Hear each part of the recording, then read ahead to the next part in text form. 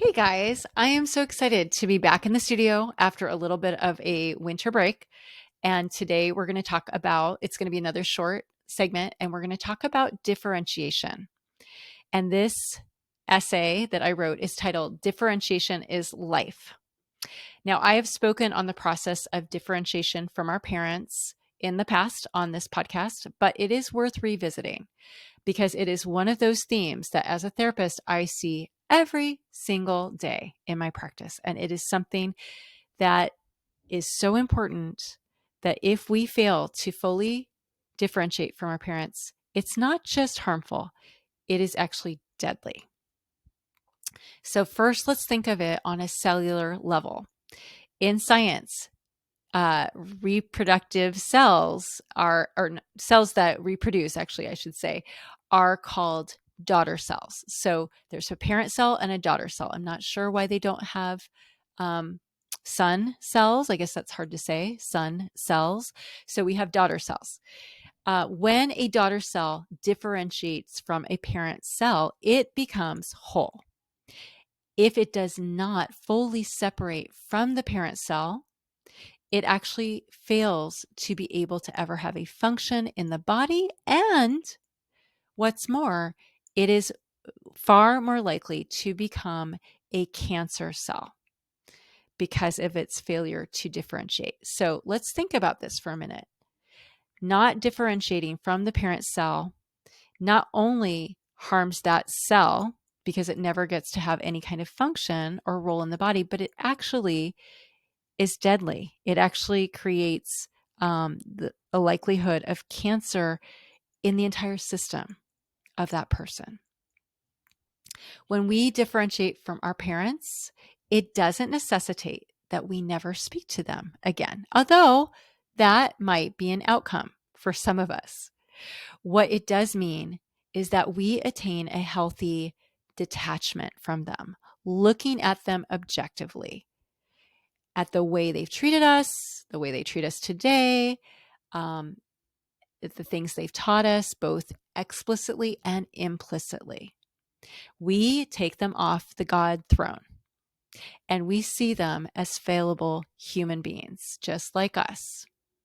We allow ourselves to see them as they are, which may include and probably will include having empathy for them, as well as feeling angry and even disgusted by them. We may finally see how weak they are, how pathetic. We might also feel a new sense of respect for them as we realize, how hard they had it and what choices they made that we do respect. Most likely, we will feel all of the above. And those feelings are not whatsoever mutually exclusive. This gives us the perspective to reject their ways, their beliefs, and see how wrong they are, as well as what they got right.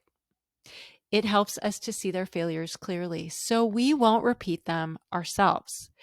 And so we'll be motivated to repair the ruptures and the failures we have repeated or echoed with our own children or with the people in our lives and do better.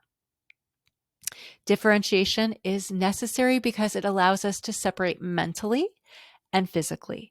It allows us the agency to not become reincarnations of our parents. It wakes us up so we can stop nurturing them because, in fact, parents are supposed to nurture their children. It's supposed to be one way, unilateral, even when we're adults. Yes, it is true. This allows us to start nurturing ourselves. And that is when we start to become whole. We don't need to confront our parents in order to differentiate. And just because they are deceased does not mean we have differentiated from them. It actually has nothing to do with physical proximity or engagement. It's all about how we see things, a perspective. In order to be successful, we must integrate, which means that we apologize to and repair our own relationship with our inner child. Now, if you want to do this and you haven't already listened to my past episode, Dislodging Shame Residue, that's the name of it, a few episodes back, I walk the listeners through an integration exercise, which is something that I do with all my clients and that I do for myself. And it is nothing short of miraculous. And we need to do this for ourselves in order to integrate. So I encourage you to listen or re-listen to that. A lot of times we have to do it multiple times at different junctures of our lives with different imprints. And that's fine. The more we do that, the more whole we become. So our integration and our differentiation are not separate, but they're actually two necessary sides of the same coin. We must do both simultaneously. Now, for those of us who desire to honor our parents according to the Judeo-Christian tradition, the idea of differentiation can sound challenging.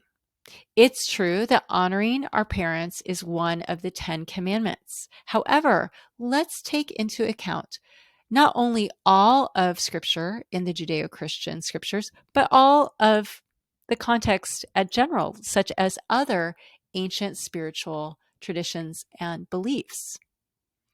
All ancient texts from Confucius to Aristotle, as well as ancient Mesopotamian and Egyptian scriptures, adhere to the same principle of honoring one's parents.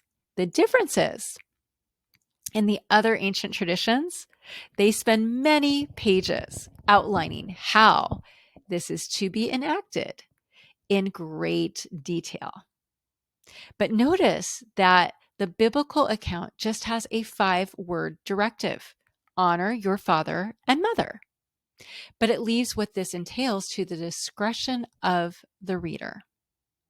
Likely because honoring one's parents depends on the parents that you have, and that the God of Scripture respects the agency of human free will. One of the first lines in Scripture, in Genesis 2, verse 24, tells us that humans are supposed to differentiate. It actually says that humans are called to leave their father and mother. That's in Genesis 2. Just a couple chapters or several chapters later in Genesis 12, we hear about Abraham, the great patriarch, and God calls him to leave his father's household. And this was when his father was still alive. And in a shame and honor culture of ancient Mesopotamia, this was anathema, actually. And we can imagine that Abraham's father likely disowned him for obeying God. When Jesus beckoned a man to follow him and the man was not ready, he wanted to go back and to bury his own father. Jesus bluntly told that man to let the dead bury their own dead. When Jesus called 2 fishermen brothers to follow him, James and John, they immediately left their boat and their father and did so. In the beautiful story of Ruth the Moabite, she leaves her mother and father to go with Naomi, her Hebrew mother-in-law, back to the land of Israel. Separating from our parents is what makes us whole. Just like a cell, just like a baby has to completely emerge from the mother's body in order to take her first breath. As warm and safe as that womb feels, if the baby doesn't exit, it becomes a casket. There is a Jewish saying, life begins at first breath. Now, whether you ascribe to this literally or not, it is metaphorically accurate. Let's not be afraid to awaken and emerge. Let's take the first breath and allow it to course through our lungs.